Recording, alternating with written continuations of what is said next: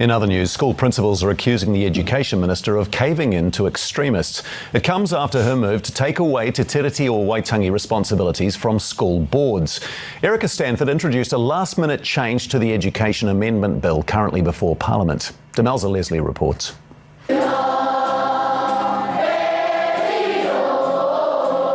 The government says the treaty is the Crown's responsibility, not schools. We want boards laser focused. Get your kids to school, make sure that they're learning well, make sure that they're safe. But school boards say they are Crown entities. I think it's just disappointing that it's being removed. It's pretty moronic, eh? It's the Crown's responsibility to teach and further te tiriti. Yeah, we're the Crown. You know how we're striking at the moment? Those public servants, the teachers, the Crown.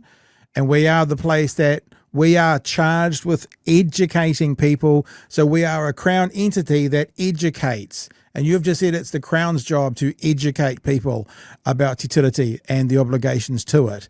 But you're potentially stopping the Crown entity charged with educating from doing that education. I see what you did there. I see. Moved because it's really hard to see why. Many boards have really... She should just go, it's a dick move. Because really, isn't that the answer? It's a dick move. What's happening?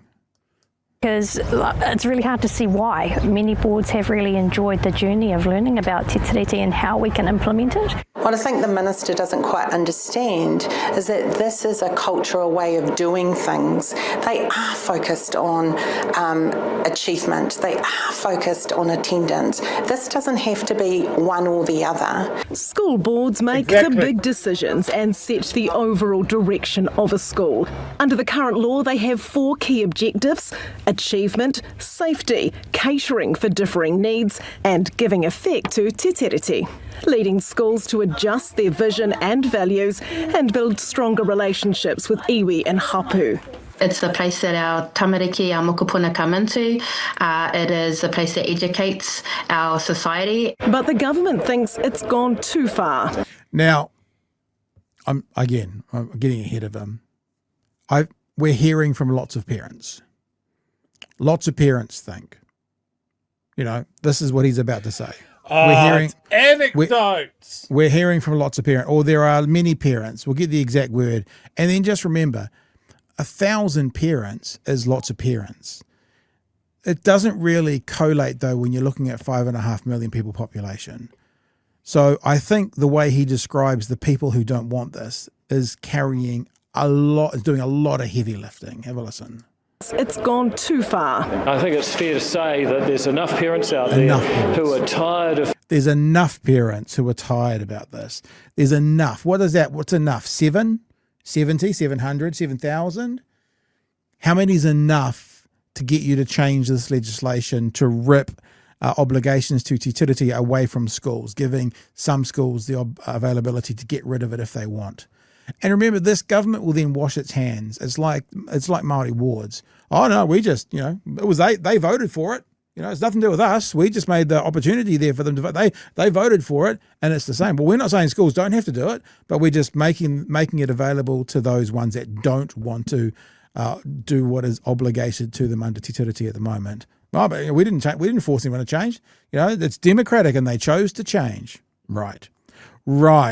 Parents out there who are tired of feeling like their kid's school has become an eternal marae visit. Principals say students want to connect with the language. I have to say, I've had kids that have gone through primary schools, 3 of them in the last sort of 10 years or so. I suspect maybe they visit a marae once a year. No, it's constant. It's constant. Maybe. The childless man says that it's constant. He couldn't possibly be lying. It must be true. Maybe there's some sort of official Information Act request that could be made about who he's talking to and what school is doing a constant, endless visit to a marae. Very good. to connect with the language and culture. These are extremists who have obviously got the ear of Yes. the minister. The announcement this morning, she mentioned the Hobson Pledge. And, you know, that really concerns me. That worries me that their views are now becoming government policy.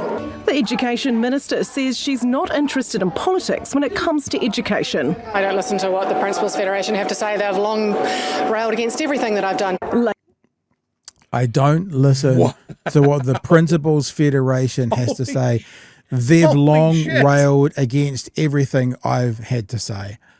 So the educational experts disagree with me, so I am not going to listen to them. I'm going to wipe them off the floor. They're going to go. They're out of my view. I'm not going to listen to them because they say what I do is dumb. The educational experts, the people who are charged, the government entity that is charged with teaching our children are telling you what you're doing is wrong, and your response is, oh, maybe these experts know something I don't. Your response is, I'm not going to talk to them anymore. La la la la la la la. Enormously on brand. Nobody wants to talk to the unions. Nobody wants to talk to researchers. No one wants to talk to anybody who knows anything about the area that these people are supposedly the minister for. Yeah. This is insane. And as an aside, I have emailed Erica Stanford's office tonight saying, requesting an interview for tomorrow. We'll see how that doesn't pan out. I don't listen to what the Principals Federation have to say. They've long railed against everything that I've done. Labor calling the changes an overreach. This government seems to be allergic for anything Māori. This will have a detrimental impact for not only our tauira Māori, but all students. The government says school boards will still have the choice to teach as much tikanga and te reo Māori as they like. The difference being they won't be forced to do it. Demelza Leslie, One News. They'll have the choice to keep the Māori words if they want, but you're providing the framework for Māori wards to go. You're providing the framework for obligations to te tiriti to go.